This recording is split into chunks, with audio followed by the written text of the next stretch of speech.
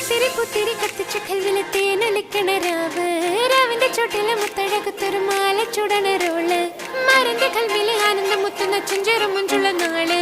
ഓളുന്ന പത്ത് കിതാബിന്റെ ചോട്ടില് ഓനെഴുതുന്നൊരു രാവ് രാവോളാണേ രാവോനാണേ ഇൻസന്നൂരിൽ നിന്നോരാണേ ഓരോരുത്തരും ആലങ്ങളിൽ നാനാത്തരം